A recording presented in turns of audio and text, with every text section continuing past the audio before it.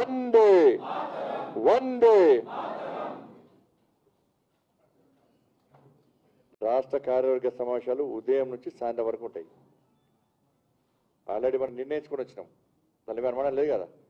మీరు కూర్చోండి అన్న, మీడియా తప్ప మీతో అంతా కూర్చోవాలి. ఉదయం నుంచి సాయంత్రం వరకు ఉంటాయి. ఇచ్చిన ఎజెండా ప్రకారము టైం ప్రకారం సెషన్స్ నడుస్తాయి. ఎవ్వరు కూడా బయటకు పోదు.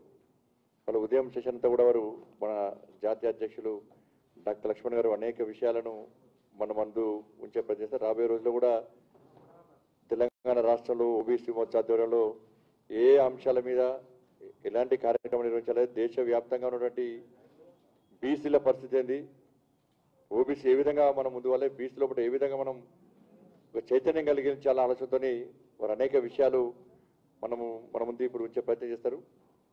నేను కూడా వేరే కార్యక్రమం వచ్చి లంచ్ తర్వాత నేను కూడా వస్తాను.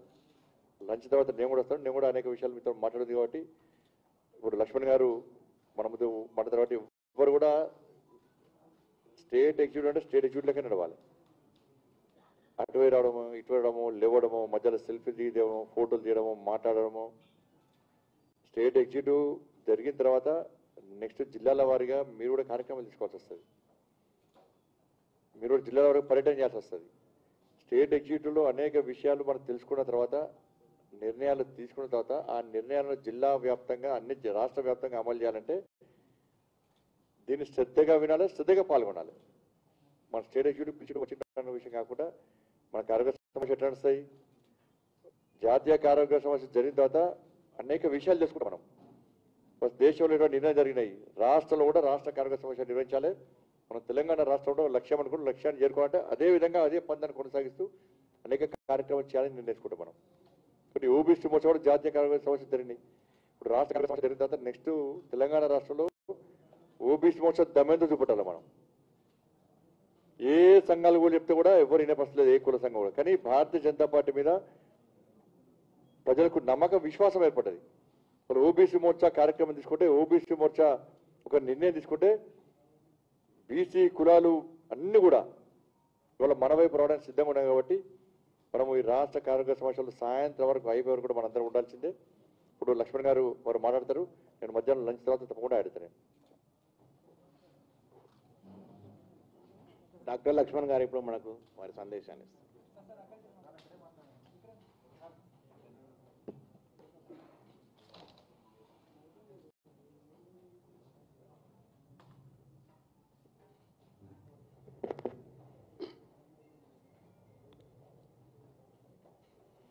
भारत माता की రాష్ట్ర ఓబీసీ మోర్చా అధ్యక్షులు మిత్రులు ఆలే భాస్కర్ గారు, భారతీయ జనతా పార్టీ రాష్ట్ర అధ్యక్షులు, పార్లమెంట్ సభ్యులు మిత్రులు బండి సంజయ్ గారు, ఓబీసీ మోర్చా ప్రభారి ఇన్ఛార్జిగా వ్యవహరిస్తున్నటువంటి పార్టీ సీనియర్ నాయకులు, మాజీ శాసనసభ్యులు ఎండల లక్ష్మీనారాయణ గారు, భారతీయ జనతా పార్టీ సంఘటన మంత్రి శ్రీనివాస్ గారు, ఇటీవలే జాతీయ కార్యవర్గ సభ్యులుగా మన రాష్ట్రం నుంచి నియమింపబడ్డటువంటి మిత్రులు రమేష్ గారు, పూర్వము వారు నార్త్ ఈస్ట్ రాష్ట్రాల్లో సంఘటన మంత్రిగా పనిచేసి అనుభవజ్ఞులు, పూసరాజు గారు, రాష్ట్ర గంగపుత్ర సంఘం యొక్క అధ్యక్షులు మిత్రులు పూసరాజు గారు, కర్ణాటక నుంచి అనుకోకుండా ఈరోజు హైదరాబాద్కు వారు వచ్చారు. లక్ష్మణ్ వారు, తపస్వి లక్ష్మణ్ వారు కూడా నేషనల్ ఎగ్జిక్యూటివ్ మెంబర్. కర్ణాటక నుంచి కూడా ఇద్దరు కార్యవర్గ సభ్యులు, అందులో వారు ఒకరు. వారు హైదరాబాద్కు వచ్చిన సందర్భంలో నన్ను కలుస్తానప్పుడు ఆఫీస్కి రమ్మన్నాను. వారు మనలో ఉండడం కూడా సంతోషం. పార్టీ ఉపాధ్యక్షులు సీనియర్ నాయకులు సదానంద్ ముదిరాజ్ గారు, మల్లేశం యాదవ్ గారు, శ్రీకాంత్ గౌడ్ గారు, రాష్ట్ర పదాధికారులు, జిల్లా అధ్యక్షులు కార్యవర్గ సభ్యులు, ప్రధాన కార్యదర్శులు, చాలా సంతోషం. రెండవసారి తెలంగాణ రాష్ట్ర ఓబీసీ మోర్చా కార్యవర్గ సమావేశాలు నిర్వహిస్తాం. దేశవ్యాప్తంగా 28 రాష్ట్రాల్లో ఓబీసీ మోర్చా కమిటీలు పూర్తి చేసుకొని 28 రాష్ట్రాల్లో కూడా 2 సార్లు కార్యవర్గ సమావేశాలు పూర్తి చేసుకున్నాం. పలు రాష్ట్రాల్లో జిల్లా స్థాయిలో కార్యవర్గాలు, మండల స్థాయి కార్యవర్గాలు కూడా మరి ఈరోజు మిగతా రాష్ట్రాల్లో సమావేశాలు చాలా క్రియాశీలకంగా ఈరోజు కొనసాగుతుంది. భారతీయ జనతా పార్టీకి ప్రధాన అంగంగా ఈరోజు ఓబీసీ దేశవ్యాప్తంగా మారుతూ ఉన్నది. అన్ని రాష్ట్రాల కార్యవర్గ సమావేశాలు జరుగుతున్న సందర్భంలో ఆయా రాష్ట్ర ముఖ్యమంత్రులు, ఉత్తరప్రదేశ్ ఓబీసీ మోర్చా కార్యవర్గ సమావేశంలో ముఖ్యమంత్రి యోగి ఆదిత్యనాథ్ గారు 2 రోజుల సమావేశంలో ఒకరోజు పూర్తి సమావేశంలో వారు పాల్గొన్నారు. అదే రకంగా ఉత్తరాఖండ్లో డాక్టర్ పుష్కర్ సింగ్ గారు ముఖ్యమంత్రి హోదాలో 2 రోజుల కార్యవర్గంలో ఒకరోజు పూర్తిగా వారు పాల్గొన్నారు. అదే రకంగా మొన్న ఏదైతే హర్యానాలో ఓబీసీ మోర్చా కార్యవర్గం జరిగితే మరి మనోహర్ లాల్ ఖట్టర్ గారు కార్యవర్గ సమావేశంలో పాల్గొన్నారు. ఛత్తీస్గఢ్లో పూర్వ ముఖ్యమంత్రి డాక్టర్ రమణ్ సింగ్ గారు, ఆ రకంగా జాతీయ కార్యవర్గ సమావేశాల్లో కూడా జాతీయ అధ్యక్షులు నడ్డా గారు మరి ఆ రకంగా రెండోసారి ఇప్పుడు మళ్ళీ కార్యవర్గ సమావేశాలు గుజరాత్లో జరగబోతున్నాయి ఈ నెల చివరిలో. జాతీయ అధ్యక్షులు జేపీ నడ్డా గారు, అదే రకంగా సంఘటన మహామంత్రి సంతోష్జీ గారు, అక్కడి ముఖ్యమంత్రి వారు కూడా ఆ 3 రోజుల సమావేశాల్లో రోజు ఒకరు చొప్పున పాల్గొంటారు. దీన్ని బట్టి మనం అర్థం చేసుకోవాలి ఓబీసీ మోర్చా ప్రాముఖ్యత ఎంత ఉందో. అంటే దేశవ్యాప్తంగా సమాజంలో 50% పైగా ఉన్న జనాభాకు ప్రాతినిధ్యం వహిస్తున్న మన మీద ఎంత బాధ్యత ఉందో మీరు గమనించాలి. తెలంగాణలో కూడా 54% జనాభా ఓబీసీలు. మరి 100 పైగా ఉన్న కులాలు, అందులో మరి బీసీలు, ఎంబీసీలు, సంచార జాతులు, ఈ 3 వర్గాల కలయిక ఇక్కడ బీసీలు. కాబట్టి ఈ అన్ని వర్గాలను బీజేపీకి చేరువ చేస్తూ బీజేపీ కూడా ఆ వర్గాల చెంతకు చేరే విధంగా మన యొక్క కార్యక్రమాలు, ప్రణాళికలు, సంస్థాగతంగా కూడా పార్టీని రాష్ట్ర స్థాయి నుంచి జిల్లా స్థాయికి, మండల స్థాయికి, శక్తి కేంద్రం ఇన్ఛార్జీలు మనము నియమించే వరకు ఆ యొక్క సంఘటన పూర్తి చేసుకున్నట్టయితే జాతీయ స్థాయి నుంచి ఓబీసీల కోసం ప్రత్యేకంగా నరేంద్ర మోడీ ప్రభుత్వం తీసుకుంటున్నటువంటి చరిత్రాత్మకమైనటువంటి సాహసోపేతమైనటువంటి నిర్ణయాలతో పాటు ఈ వర్గాల సంక్షేమం కోసం ఏ పథకాలైతే దాదాపు మరి 52 మంత్రిత్వ శాఖలు 380 పైగా సంక్షేమ కార్యక్రమాల పథకాలు ఈ సమాజంలో నుండి పేద వర్గాల కోసం, బడుగు వర్గాల కోసం, బలహీన వర్గాల కోసం, దళితుల కోసం, యువకుల కోసం ప్రవేశపెట్టేటువంటి ఈ పథకాలను అమలుకు మరి ఓబీసీ మోర్చా క్రియాశీలకంగా క్షేత్రస్థాయి నుంచి పనిచేసిన నాడే అది మనకు సాధ్యమవుతుంది. ఈరోజు చాలా అంశాలు తెర మీదకి వస్తూ ఉన్నాయి. ఓబీసీ మోర్చా కార్యకర్తగా, నాయకుడిగా ఇవాళ మనము పూర్తి ఆత్మవిశ్వాసంతో ఈ 7 సంవత్సరాల్లో నరేంద్ర మోడీ ప్రభుత్వము ఈ సమాజంలో 54% ఉన్న జనాభాకు ఈ 75 సంవత్సరాల స్వాతంత్ర దేశంలో ఏ ప్రభుత్వాలు కానీ, ఏ ప్రధానమంత్రి కానివ్వండి తీసుకున్నటువంటి నిర్ణయాలు చారిత్రాత్మకమైనటువంటి నిర్ణయాలు, చాలా మరి ప్రాముఖ్యత సంతరించుకున్న నిర్ణయాలు, అనేక దశాబ్దాలుగా బీసీలు సంఘటితంగా పోరాటం చేస్తున్నటువంటి ఆ సమస్యలను పరిష్కార రూపంలో చేయడమే కాకుండా చట్టరీత్యా కూడా నిర్ణయాలు తీసుకున్నటువంటి ప్రభుత్వం ఏదైనా ఉందంటే అది నరేంద్ర మోడీ ప్రభుత్వం మాత్రమే, బీజేపీ ప్రభుత్వం మాత్రమే. 75 సంవత్సరాల స్వాతంత్ర దేశంలో 60 సంవత్సరాలు ఈ దేశాన్ని Congress party పాలించింది.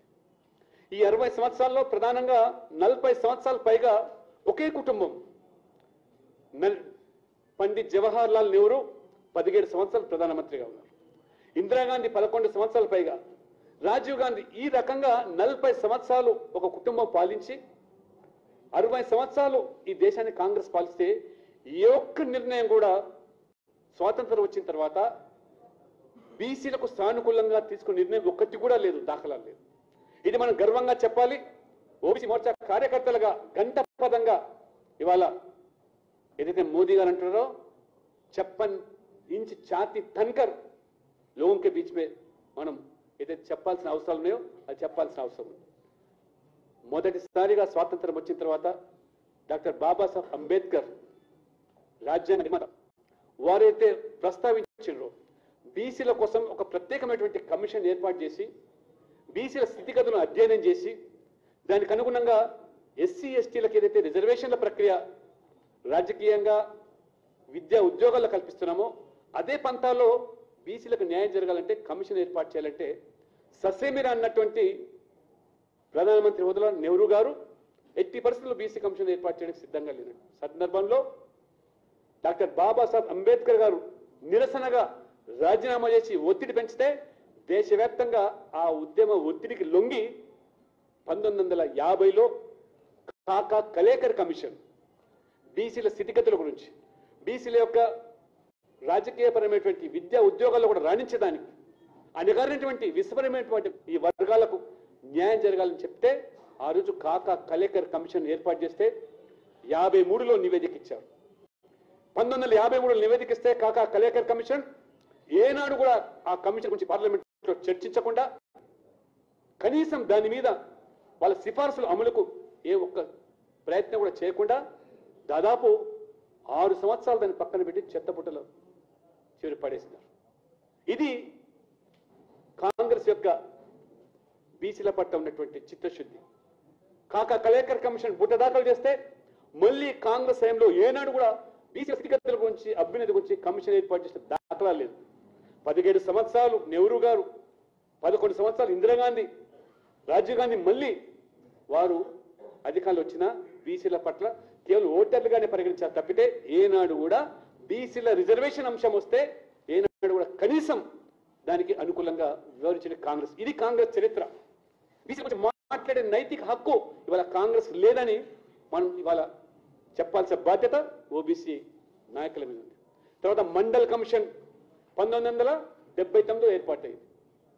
Mandal commission Janata party హయాంలోనే ఆ రోజు వాజ్పేయి గారు, అద్వానీ గారు ఆ ప్రభుత్వాలు భాగస్వామి. మరి 50 నుంచి 79 వరకు ఏనాడు కమిషన్ల గురించి మాట్లాడిన కాంగ్రెస్ పార్టీ 79లో మండల్ కమిషన్ సిఫార్సులు వస్తే దానికి చివరికి ఆ రోజు కూడా అడ్డుపడ్డది కాంగ్రెస్ పార్టీ.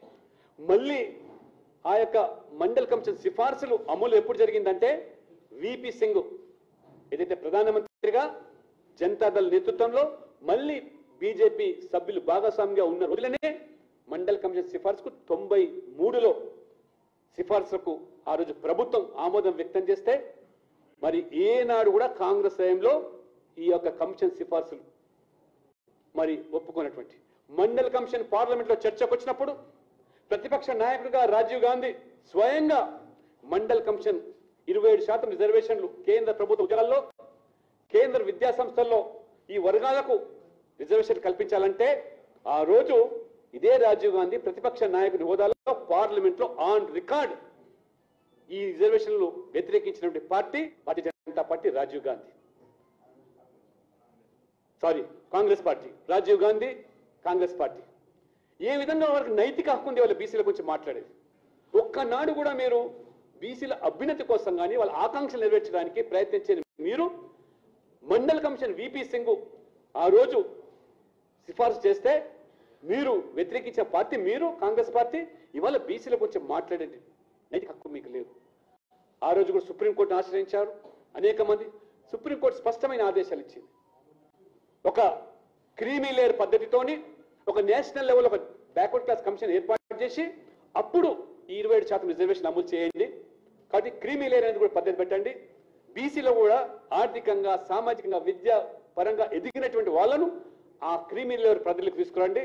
నాన్ క్రీమీ లేయర్కి మాత్రమే ఈ రిజర్వేషన్ వర్తించడానికి మరి చొరవ తీసుకోవాలని చెప్పి సుప్రీంకోర్టు ఆదేశాల మేరకు మరి 93 నుంచి రిజర్వేషన్లు అమలు అవుతున్నాయి బీసీల కోసం కేంద్ర ప్రభుత్వ ఉద్యోగాల్లో, అదే రకంగా విద్యా సంస్థలు. అయితే 93 తర్వాత 2014 వరకు నరేంద్ర మోడీ ప్రధానమంత్రి అయ్యే వరకు మళ్ళీ బీజేపీ అధికారులకు వచ్చే వరకు యూపీఏ 2004 నుంచి 14 వరకు ఉన్నది. మరి ఎవరైతే ఈ క్షేత్రీయ దళ్ ప్రాంతీయ పార్టీలు ఇవైతే వెనుకబడ్డ వర్గాలకు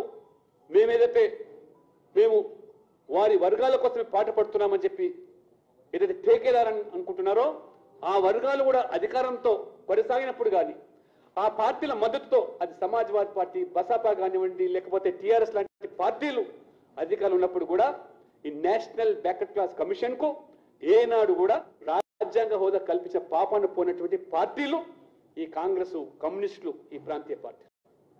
2014లోనే నరేంద్ర మోడీ వచ్చిన తర్వాత అంటే దాదాపు 23 సంవత్సరాల తర్వాత నేషనల్ బ్యాక్వర్డ్ క్లాస్ కమిషన్ ఏర్పాటు అయిన తర్వాత పార్లమెంట్ లో నరేంద్ర మోడీ గారు ఈ బ్యాక్వర్డ్ క్లాస్ కమిషన్ కోసం, రాజ్యాంగ హోదా కోసం బిల్లు ప్రవేశపెడితే అడ్డుకున్నది కాంగ్రెస్ పార్టీ పార్లమెంట్ లో, అడ్డుపడ్డది వామపక్షాలు, అడ్డుపడ్డది ప్రాంతీయ పార్టీలు.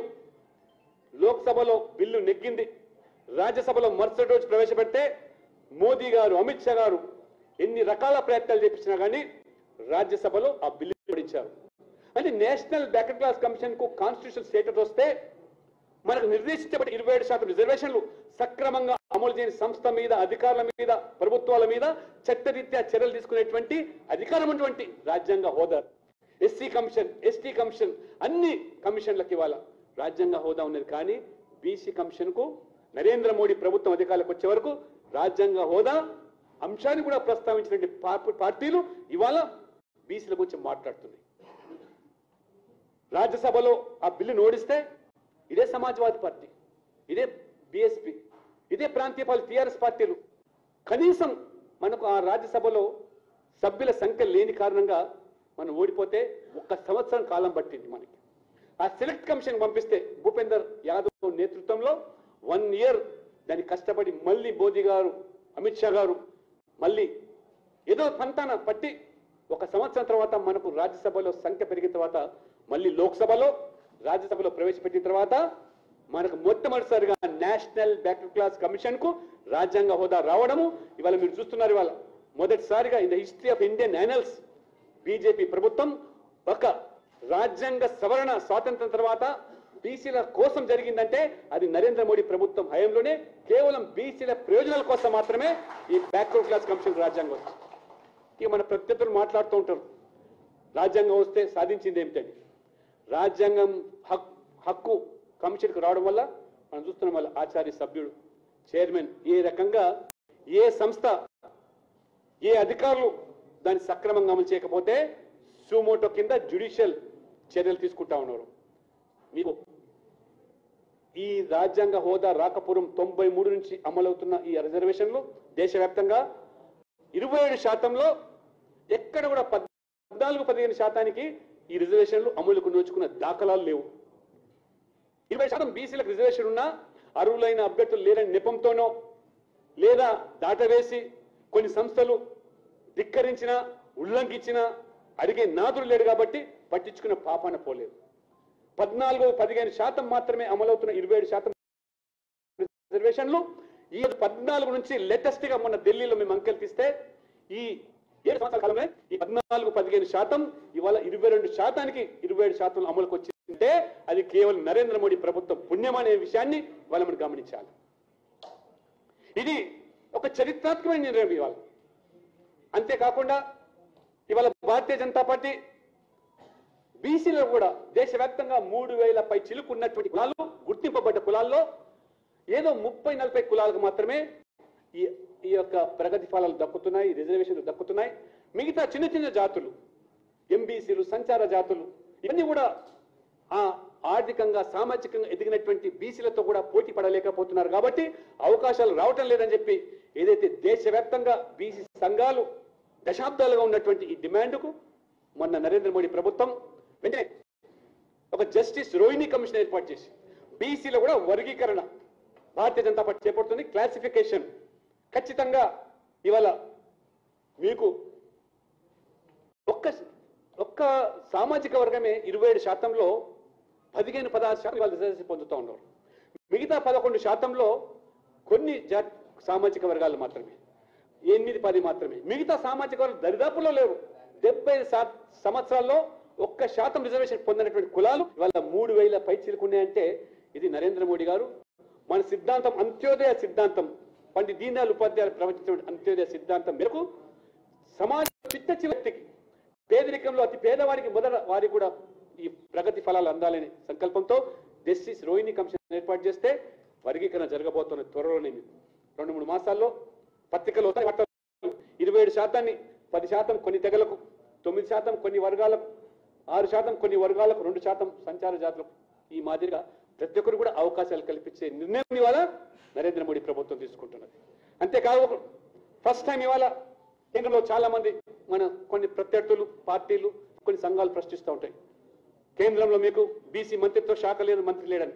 అదే ఇవాళ మొత్తం దేశానికి ప్రధానమంత్రి అయినటువంటి నరేంద్ర మోడీ అత్యంత వెనుకబడ్డ సామాజిక వర్గం నుంచి వచ్చిన ఒక వ్యక్తి, అతి పేద కుటుంబంలో పుట్టిన వ్యక్తి దేశానికి ప్రధానమంత్రి అయ్యిందే ఇవాళ వారు ఇవాళ ప్రధానమంత్రిగా కొనసాగుతున్న సందర్భంలో మరి బీసీ మంత్రిత్వమే లేదు, బీసీ ప్రధానమంత్రిగానే కొనసాగుతున్న సందర్భంలో మీరు ఇంకా బీసీ మంత్రిత్వ శాఖ గురించి మీరు మాట్లాడుతున్నారు. అది బీజేపీకే సాధ్యమైంది. మిగతా పార్టీల్లో 70 సంవత్సరాల్లో ఏ పార్టీ అయినా ఒక బీసీ సామాజిక వర్గానికి సంబంధించిన వ్యక్తిని ప్రధానమంత్రి చేశారా? ప్రధానమంత్రి పార్టీ అధ్యక్షుడు వాళ్ళ మన రాష్ట్రంలో అయితే తండ్రి ప్రెసిడెంట్, తండ్రి ముఖ్యమంత్రి, కొడుకు మంత్రి, తండ్రి ప్రెసిడెంట్, కొడుకు వర్కింగ్ ప్రెసిడెంట్. ఇక బీసీల గురించి వాళ్ళ ఆలోచన. కాబట్టి ఇవాళ అందుకనే ఏదైతే ఇవాళ దేశం మొత్తం మీద మన సముద్ర తీరం 1000 కిలోమీటర్లు ఉన్నదో ఆ సముద్ర తీరాన్ని నమ్ముకొని బతుకుతున్నటువంటి మత్స్యకారులు ఏవైతున్నారో కొన్ని లక్షల కుటుంబాలు, ఆ లక్షల కుటుంబాల కోసం ప్రత్యేకమైన మంత్రిత్వ శాఖ మొదటిసారిగా బీజేపీ ప్రభుత్వంలో నరేంద్ర మోడీ ప్రభుత్వం ఒక మత్స్యకారుల కోసం ప్రత్యేక మంత్రిత్వ శాఖ, ప్రత్యేక బడ్జెట్ కల్పించినటువంటి ప్రభుత్వం ఇది మోదీ ప్రభుత్వం. ఇదంటే ఇంకా మేలు. అంతేకాదు 93లో రిజర్వేషన్లు మనకు ఎడ్యుకేషన్లో, ఎంప్లాయ్మెంట్లో అవకాశాలు కల్పిస్తే ఇన్ని ప్రభుత్వాలు కొనసాగినాయి. కానీ ఫస్ట్ టైం ఈ వార్షిక సంవత్సరంలో, ఈ సంవత్సరంలోనే కేంద్రీయ విద్యాలయంలో, నవోదయ పాఠశాలల్లో ఈ సంవత్సరం 27% ఓబీసీ విద్యార్థులకు రిజర్వేషన్లు కల్పించబడుతున్నాయంటే నరేంద్ర మోడీ ప్రభుత్వం ఎంత చిత్తశుద్ధితోని ఇన్ని రోజులు వాళ్ళు విస్తరింప చేసినప్పటికీ, ఉల్లంఘించినప్పటికీ కూడా ఎవరు చర్య తీసుకోలేదు. కేంద్ర విద్యలో 27% ఎందుకు అమలు చేయలేదంటే అది నదులు లేదు. ఎందుకంటే ఎన్సీబీసీకి కాన్స్టిట్యూషన్ స్టేటస్ లేకపోవడం వల్ల అడిగే హక్కు లేదు. ఇప్పుడు అడిగే హక్కు వచ్చింది కాబట్టి అన్ని సంస్థలు కూడా అమలు చేస్తూ ఉన్నాయి. వాళ్ళ ఈ సంవత్సరమే దాదాపు 70,000 మంది ఓబీసీ స్టూడెంట్స్ కు కేంద్ర విద్యాలయంలో, నవోదయ పాఠశాలల్లో, సైనిక్ స్కూల్స్ లో, ఇంకా ఈ యొక్క లా యూనివర్సిటీలో ఈ సంవత్సరం రిజర్వేషన్స్ అమలు జరుగుతూ ఉన్నాయి. నిజంగా ఇదే మధ్యలో మాట్లాడకండి, ఎవరు మాట్లాడుతారు, కూర్చోండి ప్లీజ్. ఇదే 70,000 విద్యార్థులు కనుక 93 నుంచి అమలు ఉంటే ఇవాళ రిజర్వేషన్ అంశం చర్చ కూడా ఉండకపోయేది. 70,000 మంది ఓబీసీ విద్యార్థులకు క్వాలిటీ ఎడ్యుకేషన్, మంచి ఇన్ఫ్రాస్ట్రక్చర్ ఉన్నటువంటి ఎడ్యుకేషన్ ఇవాళ సైనిక్ స్కూల్స్ లో ఒక పిల్లోని ఇవాళ చేరిస్తే అందరూ 6th క్లాస్ నుంచి బయటకు వచ్చేసరికి ఒక లెఫ్టినెంట్ జనరల్ గా, ఒక మిలిటరీ ఆఫీసర్ గా ఎదుగుతామంటే ఆ కుటుంబంలో ఎంత మార్పులు వస్తే ఒకసారి ఊహించండి. దీనికి ఎవరు బాధ్యులు? గత పాలకులు కాదా? మీరు చేసిన పాపాలు కాదా? బీసీల పట్ల చేసినట్టు అన్యాయం కాదా? ప్రశ్నించాల్సినటువంటి హక్కు మనకుంది ఓబీసీ మోర్చాగా. 70,000 మందికి ఈ సంవత్సరం. అందుకనే మీరు గతంలో ఎంపీ దగ్గర సిఫార్సు, ఓబీసీ లేదు, ఏమీ లేదు, మా అబ్బాయికి సీటు కావాలంటే నేనే ఇక్కడ మన ఆఫీస్లో ఉండే సిబ్బందికి 14 మందికి మంత్రి సిఫార్సులో ఆ రోజు సీట్లు ఎంత గగనంగా ఉంది. ఇవాళ తక్కువ ఫీజు, క్వాలిటీ ఎడ్యుకేషన్, మంచి ఇన్ఫ్రాస్ట్రక్చర్, ఆ రకంగా. అందుకని నరేంద్ర మోడీ ప్రభుత్వం ఈ మధ్యలో ఎంపీ కోటా లేదు, మంత్రి కోటా లేదు, నేరుగా 27% రిజర్వేషన్లు, ఎస్సీలకు రిజర్వేషన్లు, ఆ రకంగా పారదర్శకతో ఇవాళ కొనసాగుతుంది. అంతేకాదు మొదటిసారిగా ఆల్ ఇండియా మెడికల్ సీట్స్ లో అయితే undergraduate MBBS, postgraduate MD, ఈ యొక్క సీట్లలో కూడా ఆల్ ఇండియా లెవెల్లో ఏదైతే రిజర్వేషన్ అమలు జరగకుండా కొనసాగుతుంటే దాదాపు 1984 నుంచి ఇది ఆల్ ఇండియా లెవెల్లో జరుగుతున్న ఎగ్జామ్స్ లో అవకాశాలు లేవు. అనేక మంది దీని మీద ఉద్యమాలు చేశారు. మేము ఆల్ ఇండియా లెవెల్లో national OBC Morcha executive meeting జరుగుతున్న సందర్భంలో ఈ అంశం చర్చకు వచ్చినప్పుడు వెంటనే మేమందరం కలిసి నడ్డా గారు మా సమక్షంలో ఈ అంశాన్ని చర్చకు తీసుకొని వెంటనే వారు మరి భూపేంద్ర యాదవ్ను పిలిపించి నరేంద్ర మోడీ గారికి బీసీ ఎంపీలను వెంట తీసుకొని అప్నాతలతో సహా ఇది జరుగుతున్న అన్యాయం ఇది మన నేషనల్ ఎగ్జిక్యూటివ్ మీటింగ్లో ఓబీసీ మోర్చాలో చర్చకు వచ్చిందంటే ప్రధానమంత్రి ఆంధ్రప్రదేశ్ 1 వీక్లో హెల్త్ మినిస్ట్రీకి చెప్పి వెంటనే 27% ఇవాళ రిజర్వేషన్ అమలు జరగాలి, ఏ రకంగా ఇది విస్మరింపబడదని చెప్పి తద్వారా ఇవాళ 4,500 మంది మెడికల్ సీట్స్ లో ఎంబీబీఎస్ ఎండిఏ ఇవాళ ఓబీసీ విద్యార్థులకు అవకాశాలు వస్తున్నాయంటే ఆ కుటుంబంలో ఒక వ్యక్తి డాక్టర్ అయితే ఆ కుటుంబం ఏ రకంగా ఇవాళ వాళ్ళ జీవన సరళి మారుతున్నారు. ఇవాళ ఓబీసీలకు 27% నీట్ ఎగ్జామ్ రిజర్వేషన్లే కాదు, ఆర్థికంగా వెనుకబడ్డ వర్గాలకు ఉన్నటువంటి సామాజికంగా విస్మరింపబడ్డ వర్గాలకే కాకుండా ఈడబ్ల్యూఎస్ పేరు మీద 10% రిజర్వేషన్స్ మోదీ ప్రభుత్వం ఆదేశిస్తే ఈ సంవత్సరం అమలవుతుంది. 5,000 మంది ఓబీసీలు ఈడబ్ల్యూఎస్ కలిపితే ఇవాళ 5,000 మందికి అదనంగా ఎంబీబీఎస్ ఎండీలో సీట్లు లభ్యమవుతున్నాయి. ఇది మోదీ ప్రభుత్వం యొక్క పనితీరు. ఇంతకంటే చిత్తశుద్ధితో ఏ ప్రభుత్వం వివరిస్తుంది బీసీల పట్ల? ఇది 7 సంవత్సరాల కాలంలో 60 సంవత్సరాల మీరు చేయలేని పనులు ఇవాళ ఈ యొక్క ప్రభుత్వం చేస్తా ఉన్నది. అంతేకాదు రాజకీయంగా కూడా ప్రభుత్వంలో పాలనలు కూడా భాగస్వాములు కావాలి. ప్రధానమంత్రి ఒక బీసీ సామాజిక వర్గానికి ఉన్నప్పటి వ్యక్తి కూడా అయినప్పటికీ మొదటిసారిగా 75 సంవత్సరాల స్వాతంత్ర తర్వాత మొదటిసారిగా కేంద్ర ప్రభుత్వంలో 27 మంది ఓబీసీ సామాజిక వర్గానికి సంబంధించినటువంటి మంత్రులను ఆ ప్రభుత్వంలో భాగస్వామ్యం చేయడం. ఆ 27 మందిలో 19 విభిన్న జాతులు వివిధ రాష్ట్రాల నుంచి 15 రాష్ట్రాల నుంచి వాళ్ళ మంత్రివర్గంలో స్థానం కల్పించినటువంటి వ్యక్తి Narendra Modi. Never in the past, గత చరిత్రలో ఎప్పుడూ కాలేదు ఇది. 27 మందికి ఢిల్లీలో 27 మందికి ఓబీసీ మోర్చా ద్వారా సన్మానం చేస్తే మొత్తం దేశం విస్తుపోయింది, ఆశ్చర్యపోయారు. అంటే కనీసం నరేంద్ర మోడీ గారు ప్రధానమంత్రిగా పార్లమెంటులో బీసీ ఎస్సీ ఎస్టీ ఈ యొక్క మంత్రులను పరిచయం చేపిస్తామంటే అవకాశమైనటువంటి కాంగ్రెస్ పార్టీ రాహుల్ గాంధీ తద్వారా భారతీయ జనతా పార్టీ ఆ రకంగా ఆశీర్వాద యాత్ర పేరు మీద ఈ యొక్క వర్గాలకు సన్మానం కల్పించే రీతిలో ఆ రకంగా అన్ని సామాజిక వర్గాలు బీజేపీని వాళ్ళు సొంతం చేసుకుని మా వాడి వాళ్ళ కేంద్రంలో మంత్రున్నాడని చెప్పి ఆ రకంగా 27 మంది ఓబీసీలకైతే 12 మంది ఎస్సీలకు, 8 మంది ఎస్టీలకు, 11 మంది మహిళలకు, 5 మంది మైనార్టీలకు. మైనార్టీ అంటే కాంగ్రెస్ భాషలో ఒక ముస్లింలు మాత్రమే. కానీ నరేంద్ర మోడీ ప్రభుత్వం హయాంలో మైనార్టీలు అంటే ముస్లింలతో పాటు ఇవాళ సిక్కులు, జైనులు, క్రిస్టియన్స్ 5 మందికి భాగస్వామ్యం కల్పించి మైనార్టీలకు నిర్వచనం మార్చేసిన ప్రధానమంత్రి అది నరేంద్ర మోడీ. ఎస్సీలకు మురుగన్ తమిళనాడులో మన అసెంబ్లీ ఎన్నికల్లో పోటీ చేస్తే ఓడిపోయి వర్గానికి సంబంధించిన వ్యక్తి అని చెప్పి ఎంచుకొని దక్షిణ ప్రాంతం నుంచి మురుగన్ వాళ్ళ కేంద్రంలో మంత్రివర్గంలో స్థానం కల్పించిందంటే ఇది నరేంద్ర మోడీ ప్రభుత్వం. సామాజిక న్యాయం అంటే దాని నిర్వచనం మహిళలు, ప్రతిభ ఉన్న వాళ్ళు, అనుభవమైన వాళ్ళు, విద్యావంతులు వీళ్ళందరూ కూడా. కాబట్టి ఇది నరేంద్ర మోడీ ప్రభుత్వం తీసుకున్న నిర్ణయం. దీంతో పాటు మొన్న మేము ఢిల్లీలో ఓబీసీ ఆఫీస్ పేరు సమావేశమైనప్పుడు మా దృష్టికి ఒకటి వచ్చింది.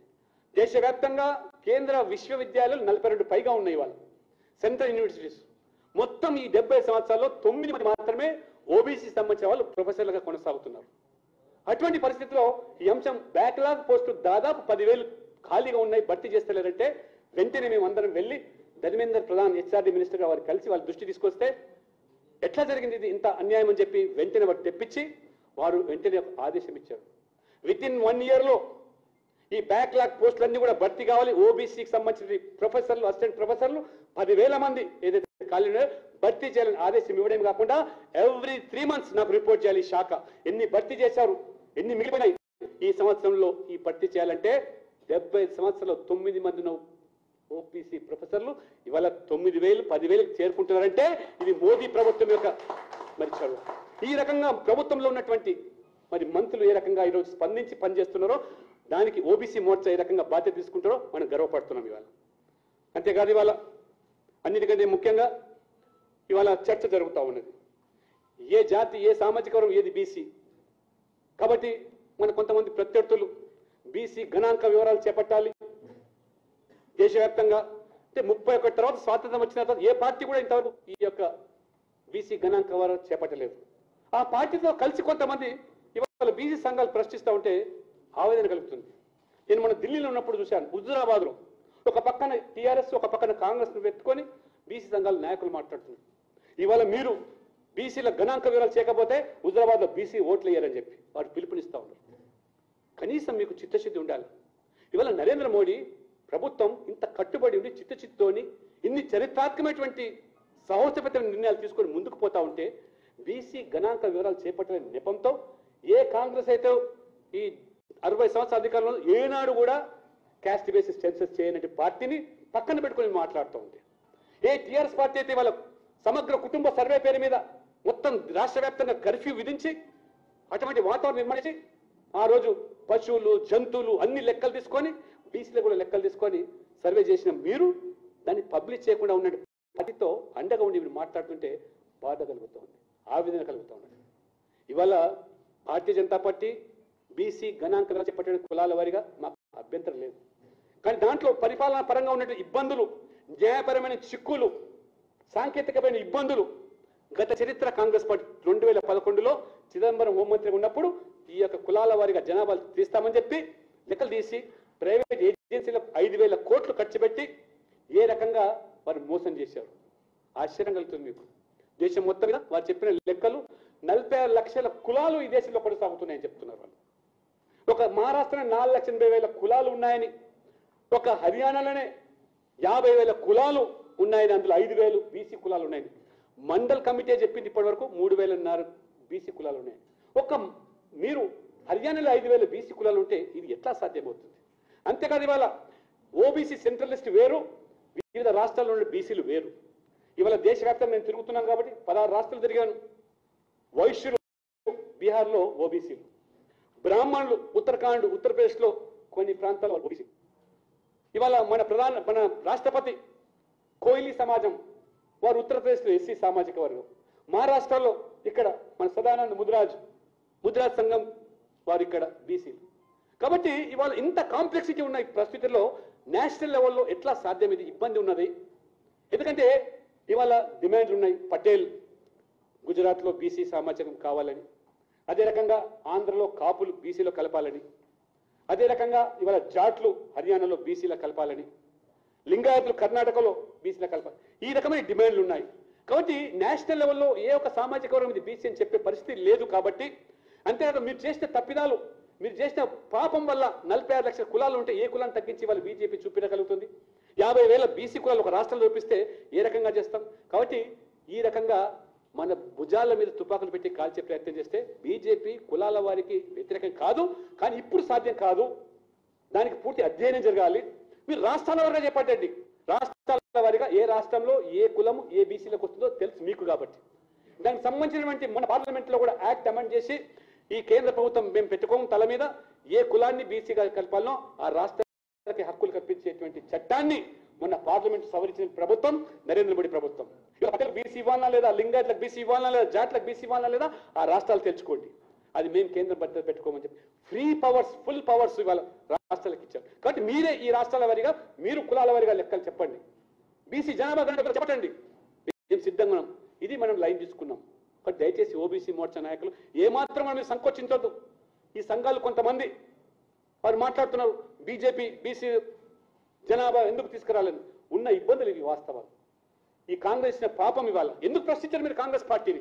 ఎందుకు ప్రశ్నించారు టీఆర్ఎస్ పార్టీని? సమగ్ర కుటుంబ సర్వే చేసి ఎందుకు 54% ఉన్న బీసీలని చెప్పి అసెంబ్లీలో చెప్పిన ముఖ్యమంత్రి ఎందుకు పబ్లిష్ చేయాలి ఇవాళ? అంటే రాజకీయకరమైన కారణాలతో మీరు వాళ్ళని మోసం చేస్తూ ఇవాళ మమ్మల్ని ప్రశ్నించి హుజురాబాద్లో ఓట్లేదంటే ఇవాళ బీసీలందరూ కూడా తిప్పి కొట్టినారు, బుద్ధి చెప్పారు. కానీ ఓబీసీ మోర్చా నాయకులుగా మనం కూడా గర్వంగా ఇవాళ చెప్పాల్సిన బాధ్యత. మనం చేసిన పనులేంటిది? కాంగ్రెస్ ఏ రకంగా మోసం చేసింది, దగా చేసింది బీసీలను, ఏ రకంగా టీఆర్ఎస్ ఇవాళ బీసీలను అడ్డుపట్టుకొని చేస్తుందో అన్ని అంశాలు కూడా చెప్పాల్సిన బాధ్యత ఉందని చెప్పి ఈ సందర్భంగా కోరుతూ, అదే రకంగా nobody tribes, semi nobody tribes first time Narendra Modi ప్రభుత్వం వచ్చిన తర్వాత ఇలాంటి కమిషన్ రిపోర్ట్లు తెప్పించి కమిషన్ ఏర్పాటు చేసి కమిషన్ సిఫార్సు మేరకు ఇవాళ ప్రత్యేకమైన వెల్ఫేర్ బోర్డు కేంద్రంలో ఏర్పాటు చేశాం, బడ్జెట్ ఇచ్చాం. ఆయా రాష్ట్రాలు అమలు చేయాలంటే ఇంతవరకు తెలంగాణ దానికి చలి లేదు, చప్పు లేదు. ఈ సంచార జాతులు ఏ వస్తాయో మీరు చెప్పమంటే మన ముఖ్యమంత్రి ఎంబీసీలు అన్నాడు. ఆ ఎంబీసీలు ఏ కులాలు ఏ జాతులు 1000 కోట్ల బడ్జెట్ అన్నాడు, 3 కోట్లు కూడా ఖర్చు పెట్టలేదు. కాబట్టి ఇది ఈ పరిస్థితి.